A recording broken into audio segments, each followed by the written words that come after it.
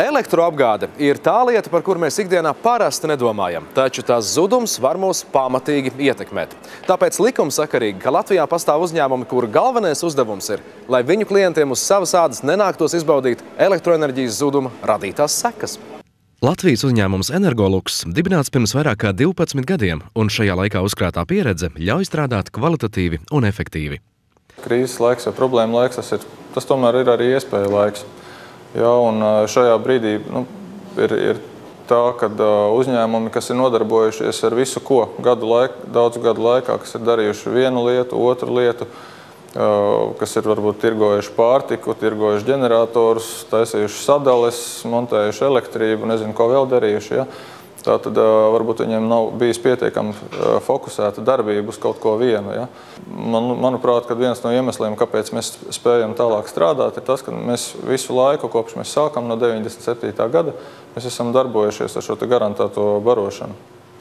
Un līdz ar to pamazām cilvēki tomēr par mums ir uzzinājuši, un viņi zina, ka ja mēs pirms 10 gadiem to darījām, pirms 2 gadiem to darījām, mēs šodien to darīsim, ir lielāka pārliecība, ka mēs to darīsim arī rīt.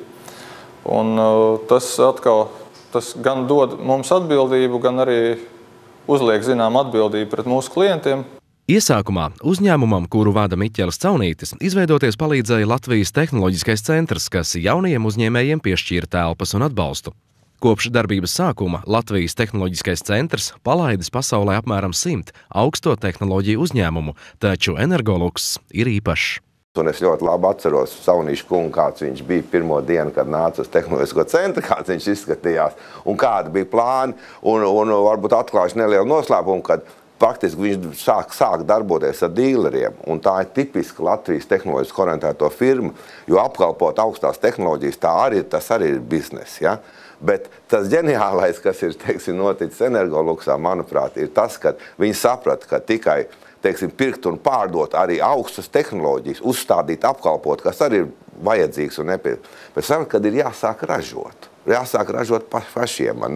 Un tas jau ir ārkārtīgi svarīgs solis biznesa attīstībā. Šobrīd Energoluks ir izveidojies par pilna servisa kompāniju, kas piedāvā dažādus energoapgādes risinājumus. Tas nozīmē, ka uzņēmums nodrošina iekārtu ražošanu, piegādi, uzstādīšanu, apkalpošanu, remontu un arī nomu. Turklāt klientiem uzņēmuma pakalpojumi pieejami 24 stundas diennaktī. Starp Energoluks klientiem un sadarbības partneriem ir vairāki Latvijas lielie uzņēmumi, piemēram, Latvenergo, LMT, Venta Amoniaks, Remus, Lets, PBLC, Elsana un citi. Mūsu lielākie klienti un būtiskākā mūsu darbības daļa ir saistīta ar garantēto barošanu, ar lielajiem klientiem, gan ar bankām, gan ar energosistēmu, gan ar telekomunikācijām. Var jau pieminēt un uzskaitīt arī lielākos klientus, kas, protams, numur 1 ir Latvenergo, ir Latelekoms, ir Tele2, ir LMT. Un tāpat ir, labajos laikos bija ļoti daudz klienti, bija būvniecības uzņēmumi, kas izmantoja mūsu pakalpojumu, gan iekārtu piegādi, gan arī uzstādīšanu, gan arī vēlāk servisu. Ikvienam uzņēmumam ir svarīgi, lai pat īslaicīgi elektroapgādes traucējumi nespētu ietekmēt viņu darbu. Tāpēc visprātīgākais risinājums ir uzstādīt garantētās barošanas sistēmu, kas ļautu svarīgākajām sistēmām turpināt darboties arī enerģijas zuduma gadījumā. Strāvas ģenerators ir neliela elektrostacija, kas sastāv no dīzeļa, gāzes vai benzīna dzinēja un maņstrāvas ģeneratora. Dzinējs griež ģeneratoru, kurš ražo elektrību. Strāvas ģenerators galvenokārt tiek izmantots kā rezerves risinājums, lai nodrošinātu elektroenerģijas padevi strāvas pārrāvuma gadījumā. Taču to var izmantot arī nomaļos apvidos kā galveno elektrības avotu, tur, kur nav elektrotīkla vai celtniecības laikā. Iekārtas paredzētas gan lieliem patērētājiem, bankām, birojēkām, datu centriem, gan arī privātmājām. Privātajā sektorā bieži izmanto ar rokas starteri iedarbināms ģenerators. Energoluks izgatavo automātikas iekārtas, kas ļauj ģeneratoram automātiski sākt darboties un tikt apturētam.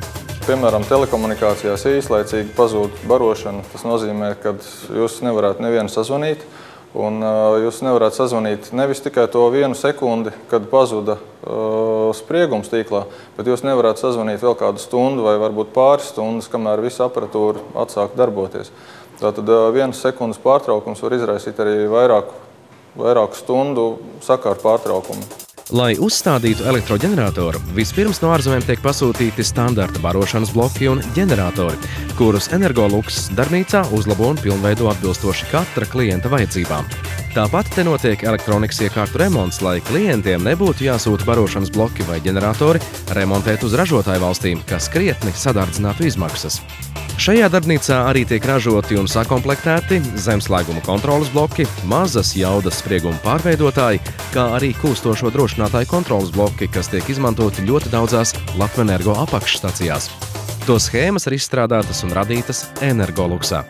Viens no pieprasītākajiem pakalpojumiem ir sadalnes skapju nokomplektēšana un uzstādīšana. Lai to izdarītu, katram klientam tiek izstrādāts īpašs projekts, ņemot vērā viņa vajadzības un iespējas. Uzņēmums sadalnes skapjus un moduļus iepērk no Vācijas, Itālijas un Francijas, un tad tiem pievieno pašu ražotos blokus. Sadalnes skapis savienots ar Latvenergo padevu vai ģeneratoru un patērētāju noteiktā veidā.